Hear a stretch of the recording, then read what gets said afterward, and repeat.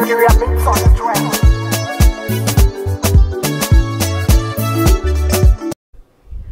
everyone, welcome to my channel once again. It's a pleasure having you all.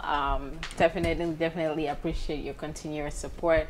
So today we're gonna make a very simple meal. For those of you that know me personally, cooking is one of those things that I enjoy doing aside from looking fabulous. So today I'm going to share a very simple, time-effective recipe that I make that's very healthy as well. So in case you're a vegan, vegetarian, whatever diet you might be, trying out, it's a whole grain diet that will work with most, it's a whole grain meal that will work with most diets. So if you're watching this and you haven't subscribed yet, please don't forget to do so. Click on that bell. That's the way you're gonna stay notified when I post new videos. But once again, thank you, welcome. Let's get cooking. Let's make some yumminess. So what we are practically making today is bulgur. Some of you might already be familiar with this. For those of you that are not, this is how it looks in the bag. Okay, you can get it from whatever store that might be selling it. I usually get mine from Whole Foods. All right, so let's get started. Let's make some bone meal and let's get going. Okay, so the first thing, of course, you want to do, your pan is warm, it's ready to go. I added 3 tablespoons of coconut oil to it. This particular one is plant-based that I got from Whole Foods. Like I said, any coconut oil would work. So now that that's warm and ready to go, we're gonna add our ingredients. The ingredients of everything that I'm using will be detailed out in the description of the video, so don't worry yourself about writing it while you're watching the video. Just go to the description of the video. You will see every ingredient that I use to make this. All right, so the oil is warm and ready to go. The first thing we're going to add, of course, is onions. So just half an onion, so a whole onion cut in half. I'm just using half of it. If you like a lot of onions, you're very welcome to use a lot of onions, but half an onions will do for this recipe. I'm just making 1 cup, so in case I'm just making 1 cup because I'm just making it for me and my husband. So in case you're doing this for a household of 3, 4, 5, depending on how many people you're cooking it for, of course the quantity of the ingredients you're going to use would differ. At that point, you will just approximate based on the household number of people you're making it for, right? All right, so our coconut oil is warm and ready to go. So the first thing we're going to add is the onions. All right.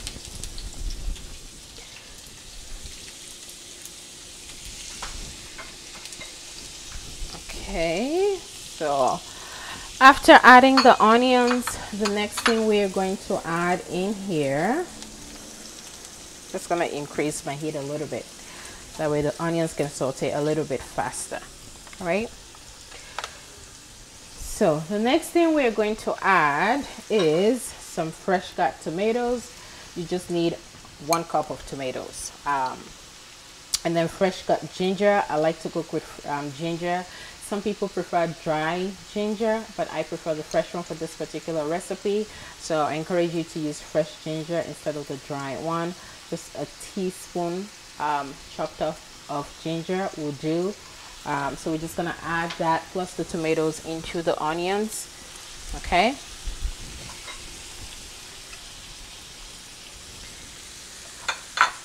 oh, also in that dish, what I also had that I just forgot to mention was fresh cut habanero peppers. So some people like to blend their habanero pepper. For this particular dish, I'm not blending it. I just slice them really thin because I want more of a fresh feel to the dish. So 1 whole of habanero pepper will do, which is approximately like a quarter teaspoon of habanero pepper. But if you like your food extremely spicy, feel free to add more. However much fire you like in your food, you can do it to that level.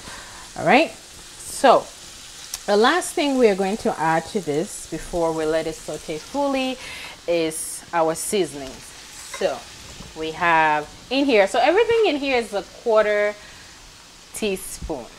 Once again, don't overwhelm yourself trying to write this down as you're watching the video. It's in the description of the video. It's all there. All right, so a quarter teaspoon of black pepper, a quarter teaspoon of oregano leaves, cumin, paprika, adobo, and 2 bouillon cubes. That's what we have in here. So I'm just gonna add that into my pan.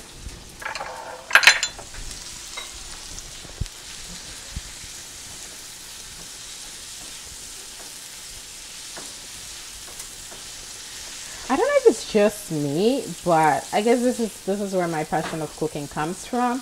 I literally love like the color, like bright colors. So even with cooking, it kind of translates into it. Like, you know, when you're using like fresh bell peppers, whether it's the red, the green, the orange, plus the colorful tomatoes like the symphony tomatoes, your habanero peppers. It's just, I like a different vibration to the meal. So we are going to let this saute for about 5 to 6 minutes once the onions and the tomatoes are fully sauteed, and then we'll go ahead and continue on with our next ingredient. Okay guys, so our onions and tomatoes are sauteed, looking very lovely, yumminess going on. So the next thing we're going to add to this is the bulgur. All right. So I washed my bulgur. So this is 1 cup. Okay. I washed it earlier and just had it sit down for about, 5 to 10 minutes. I do that because that way it's semi-soft before I start cooking it. That way I don't take long in cooking it. So that's how you can also effectively manage your time. So all you do is wash it, drain it, and let it sit. You're not adding extra water to it while it's sitting. So just drain it, just wash it, drain it, let it sit. All right. So we are going to add this to our onions, our tomatoes, our green peppers. Green peppers. Where I get green peppers from? no green peppers. Sorry. Onions, tomatoes, ginger, garlic that's already sauteing with all the seasoning that we added. We're gonna add the bulgur to it. But what I'm actually going to do, I'm gonna transfer this into a much deeper pot, so it'll be easier and cook faster. So I did that earlier so that you guys can see, the veggies and stuff kind of sauteed. So I'm just gonna add that to my deeper cooking pot. All right.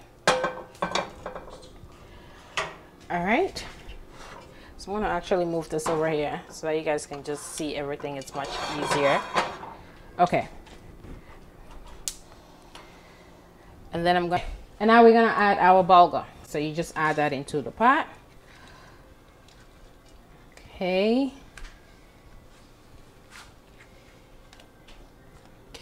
And then I'm going to add to that 1 cup of water. All right, because I already soaked it for about 10 minutes. Okay, so then we are going to let this cook for about 10 minutes. Once again, don't forget, if you're cooking more than 1 cup, you're gonna need more than 10 minutes to cook the whole thing. But while that's cooking, let's have some chit chat. All right, so a few tips that I would like to share to make your cooking effective while you're in the kitchen.